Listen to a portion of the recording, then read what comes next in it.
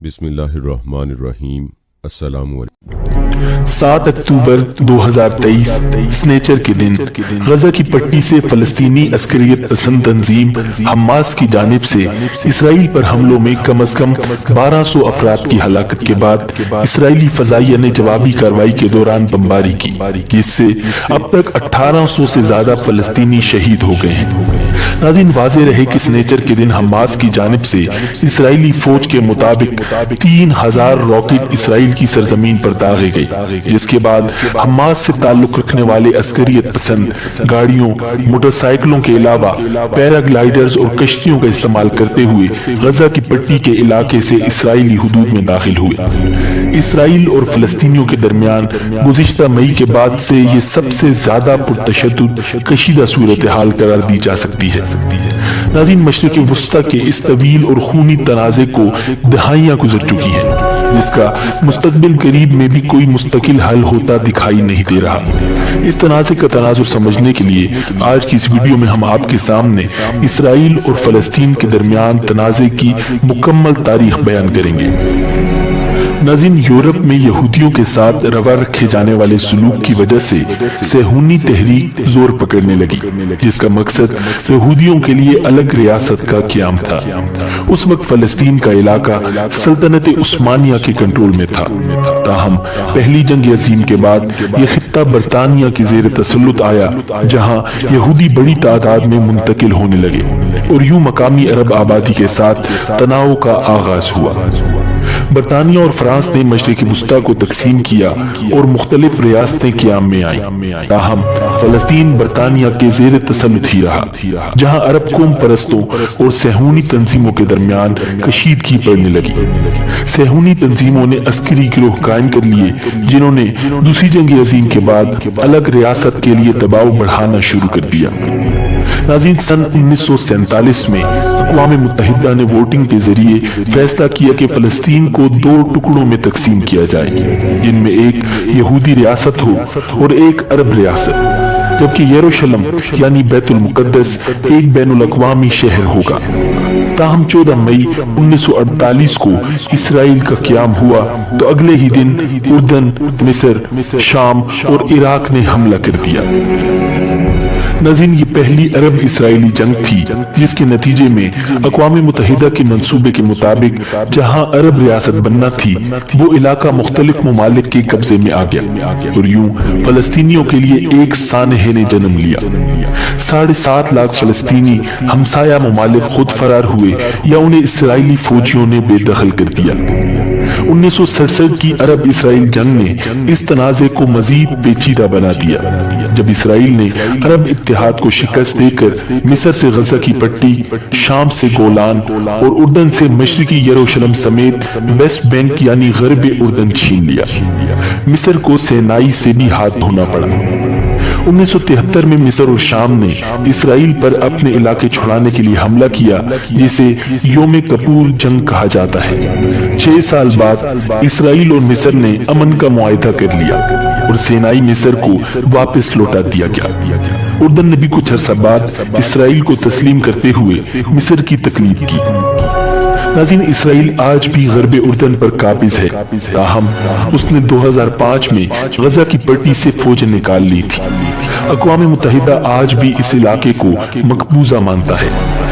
اسرائیل پورے بیت المقدس کو اپنا دارالخلافہ مانتا ہے، جبکہ فلسطینی مشرقی بیت المقدس کو مستقبل کی فلسطینی ریاست کا دارالحکومت مانتے ہیں۔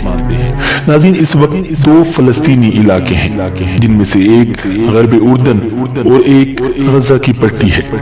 ان دونوں علاقوں کے درمیان 45 کلومیٹر کا فاصلہ ہے۔ غرب اردن کا رقبہ 5970 اسکوائر کلومیٹر ہے، جبکہ غزہ کی پٹی صرف 365 اسکوائر کلومیٹر پر محیط ہے۔ غرب اردن یروشلم اور اردن کے درمیان موجود ہے، جبکہ غزہ کی پٹی 41 کلومیٹر طویل اور 10 کلومیٹر چوڑی ہے۔ غزہ کی پٹی کی سرحد کا 7 کلومیٹر حصہ مصر سے ملتا ہے اور ایک جانب بحیرہ روم واقع ہے۔ غزہ میں فلسطینی عسکریت پسند گروہ حماس برسر اقتدار ہے، جس نے اسرائیل سے کئی مرتبہ جنگ کی ہے۔ اسرائیل اور مصر سختی سے غزہ کی سرحدوں کی نگرانی کرتے ہیں تاکہ حماس تک ہتھیار نہ پہنچے۔ دوسری جانب غرب اردن میں بین الاقوامی طور پر مانی جانے والی فلسطینی حکومت ہے جس میں فتح تنظیم کا اہم کردار ہے۔ تاہم غرب اردن کہلانے والے اس چھوٹے سے علاقے میں 86% فلسطینی ہیں، جبکہ 14% لوگ اسرائیلی آبادکار ہیں جو ایسی بستیوں میں رہتے ہیں جو ایک دوسرے سے عموماً فاصلے پر موجود ہوتی ہیں۔ ناظرین، زیادہ تر اسرائیلی بستیاں 70، 80 اور 90 کی دہائی میں تعمیر ہوئی تھی، مگر گزشتہ 20 برسوں میں ان کی آبادیوں میں دگنا اضافہ ہوا ہے۔ اسرائیل ان بستیوں کو پانی اور بجلی جیسی سہولیات فراہم کرتا ہے اور ان کی حفاظت اسرائیل کی فوج کرتی ہے۔ ناظرین، حماس غزہ کی پٹی پر برسر اقتدار فلسطینی عسکریت پسند گروہ ہے جو 2007 میں اقتدار سنبھالنے سے اب تک اسرائیل کے ساتھ کئی جنگیں لڑ چکا ہے۔ ان جنگوں کے علاوہ حماس نے اسرائیل پر ہزاروں راکٹ داغے ہیں اور کئی حملے کیے ہیں۔ اسرائیل نے بھی حماس کو کئی بار فضائی حملوں سے نشانہ بنایا ہے۔ 2007 سے اسرائیل نے مصر کی مدد سے غزہ کی پٹی کا محاصرہ کر رکھا ہے۔ ناظرین، اسرائیل اور فلسطین کے درمیان مرکزی تنازع یہ ہے کہ اسرائیل یروشلم پر مکمل دعویٰ کرتا ہے اور اس کا دعویٰ ہے کہ یہ اس کا دارالحکومت ہے، تاہم اس دعوے کو بین الاقوامی حمایت حاصل نہیں ہے، جبکہ فلسطینی مشرقی یروشلم کو اپنا دارالحکومت بنانا چاہتے ہیں۔ فلسطینیوں کا مطالبہ ہے کہ ان کی مستقبل کی ریاست کی سرحدیں 1967 کی جنگ سے قبل کی حالت پر طے ہونی چاہیے، تاہم اسرائیل اس مطالبے کو تسلیم نہیں کرتا۔ اسرائیل نے 1967 کی جنگ کے بعد جن علاقوں پر قبضہ کیا وہاں غیر قانونی بستیاں تعمیر کی گئی ہیں۔ اب غرب اردن اور مشرقی یروشلم میں 5 لاکھ کے قریب یہودی بستے ہیں۔ ناظرین، ایک اور معاملہ فلسطینی تارکین وطن کا بھی ہے۔ پی ایل او کا دعویٰ ہے کہ اس وقت دنیا بھر میں 1 کروڑ سے زیادہ فلسطینی موجود ہیں، جن میں سے نصف اقوام متحدہ کے ساتھ رجسٹر ہیں۔ فلسطینیوں کا کہنا ہے کہ ان افراد کو اسرائیل واپس آنے کا حق حاصل ہے، جبکہ اسرائیل کا ماننا ہے کہ ایسا کرنے سے اس کی یہودی شناخت خطرے میں پڑ سکتی ہے۔ ناظرین، ایسے میں امن کیسے قائم ہوگا؟ اس کے لیے دونوں جانب سے چند اقدامات ضروری ہوں گے۔